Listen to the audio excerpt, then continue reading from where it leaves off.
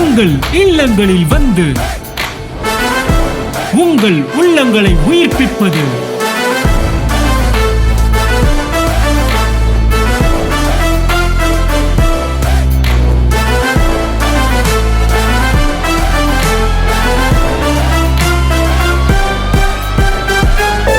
உங்கள் channel DJ.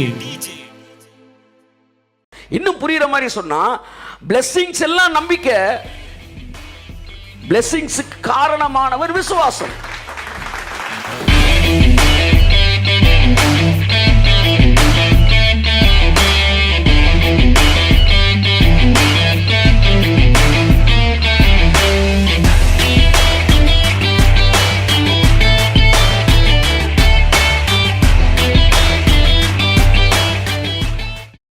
கிறிஸ்து மரித்தார் பின்பு உயிர்த்தார் என்று விசுவாசித்திருக்கிறோமே.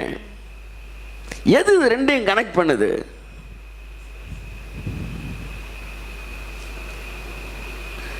ஸோ ஷார்ட்டாக சொல்லணும், என்ன சொல்லலாம்னா, புதிய எருசலேம், பரலோகம், ரகசிய வருகை, இரண்டாம் வருகை, நியாய தீர்ப்பு, இது எல்லாத்தையும் நம்புவதற்கு நாம் அழைக்கப்பட்டிருக்கிறோம். ஆனால் ஒன்றை தான் நாம் விசுவாசிக்கும்படி அழைக்கப்பட்டிருக்கிறோம். கிறிஸ்து எனக்காய் சிலுவையிலே மரித்தார் என்கிற ஒன்றை மட்டும் தான் நீங்கள் விசுவாசிக்க அழைக்கப்பட்டிருக்கிறீர்கள். இன்னும் புரியுற மாதிரி சொன்னா, பிளெஸிங்ஸ் எல்லாம் நம்பிக்கை, பிளெஸிங்ஸ்க்கு காரணமானவர் விசுவாசம். புரியுதா உங்களுக்கு? அதாவது வெளிப்படும் என்பதெல்லாம் நம்பிக்கை, தேவன் முடித்தார் என்பது விசுவாசம். புரியுற மாதிரி சொல்றேன். ரோமர் 4:21 வாசிப்போம். தேவன் வாக்குத்தத்தம் பண்ணினதை நிறைவேற்ற வல்லவராய் இருக்கிறார் என்று முழு நிச்சயமாய் நம்பி தேவனை மகிமைப்படுத்தி விசுவாசத்தில் வல்லவனானான். நம்பி விசுவாசத்தில், ரெண்டு வார்த்தை வருது. நம்பவும் செஞ்சிருக்கிறான், விசுவாசத்தில் இருந்திருக்கிறான். இதை புரியுற மாதிரி எப்படி இடையில பவுல் ஒன்று நினச்சிக்கிட்டு எழுதுனான். இப்போ பவுல் நினச்சதெல்லாம் நான் இப்போ ப்ராக்கெட்டில் போட்டுக்கிட்டே வரேன். இப்போ என்ன நினச்சி எழுதுனா உங்களுக்கு தெரியும். திரும்ப ஒரு தடவை வாசிமா. தேவன் வாக்குத்தத்தம் பண்ணினதை, தேவன் வாக்குத்தத்தம் பண்ணினதை, பாஸ்ட் டென்ஸ், வாக்குத்தத்தம் பண்ணினதை, இதைத்தான் விசுவாசித்திருக்கிறான். வாக்குத்தத்தம் பண்ணினதை, அந்த ஃபினிஷ்டு ஒர்க்கை, தேவன் இதைத்தான் செய்ய போறேன்னு ஏற்கனவே திட்டமிட்டு விட்டார்.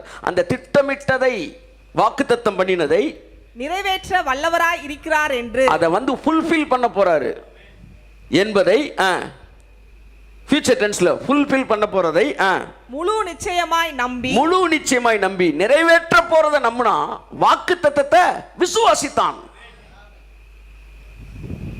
தேவன் கொடுத்த வாக்குத்தத்தத்தை விசுவாசித்தான், அது நிறைவேறும் என்று நம்பினான். கையை தட்டுங்க அவருக்கு. ஆமென், ஆமென். புரியல பரவாயில்ல, இன்னும் 2-3 வசனம் சொல்லுவேன், அதுல புரிஞ்சிடும் உங்களுக்கு. ஹல்லேலூயா.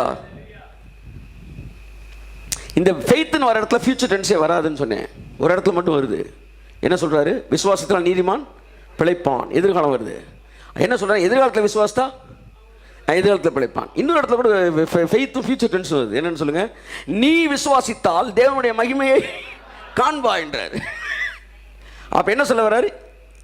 இதுவரைக்கும் நீ விசுவாசிக்கல, இனிமே நீ விசுவாசித்தினா விசுவாசம் ஃபியூச்சருக்கு போகும்போது ரிசல்ட் ஃபியூச்சருக்கு போயிருது. அதைத்தான் சொல்றாரு. மற்றபடி விசுவாசம் என்பது முடிந்தவைகளோடு இருக்கிற தொடர்பு. நூற்றுக்கணக்கான ஆசீர்வாதங்களை நீங்கள் நம்பலாம், ஆனால் ஒன்றை தான் நீங்கள் விசுவாசிக்க வேண்டும். இயேசு அது எல்லாவற்றுக்காக கிரயத்தை சிலுவையில் எனக்கு கொடுத்தார் என்பதே விசுவாசமாக இருக்கிறது. இதைத்தான் பவுல் சொல்றாரு, நம்ம எல்லோருக்கும் ஒரே விசுவாசம் உண்டு. ஆமா, பௌர்ணமி என்னைக்கு ஜெபம்னா கிடைச்சிரும். தண்ணி குடிக்காம ஜெபிக்கிறது, முழங்காலில் உப்பு போட்டு ஜெபிக்கிறது, ஏகப்பட்ட விசுவாசம் உள்ள ஓடிக்கிட்டு இருக்கு. ஆமா, அமாவாசை பிரேயரு, பௌர்ணமிலாம் புத்திஸ்டி தான் பௌர்ணமிக்கு ஜெபிக்கிறாங்க. நான் ஸ்ரீலங்கா போக பார்த்தேன். எப்போ கூடுவாங்கன்னா ஒவ்வொரு பௌர்ணமிக்கும் கூடுறாங்களாம். இங்கே ஒரு குரூப் பௌர்ணமி இன்னைக்கு போய் மெரினா பீச்சில் சந்தேக சொல்லி கூட்டு போகிறாங்க.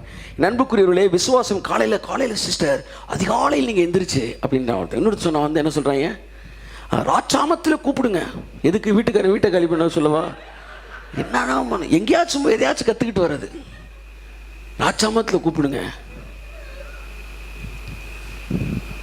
சிலர் என்ன சொல்கிறாங்க, வெள்ளிக்கிழமை செவ்வாய்க்கிழமை பிசாசு கொஞ்சம் பவராக இருப்பான்.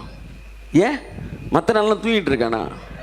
அவனே சிரிக்கிறான். நான் 7 நாள் வேலை பார்த்துட்டு தான் இருக்கிறேன்.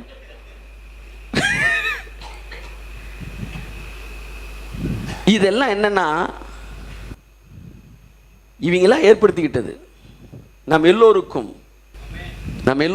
எல்லாம் சொல்லுங்க, நம்ம எல்லோருக்கும் ஒரே விசுவாசம் உண்டு. கரங்களை தட்டி கர்த்தரை சொல்லுவோம்.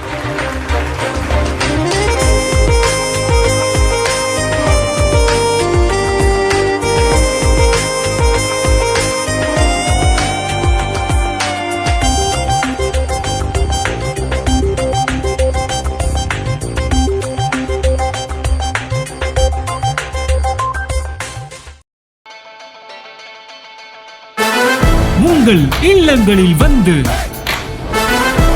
உங்கள் உள்ளங்களை உயிர்ப்பிப்பது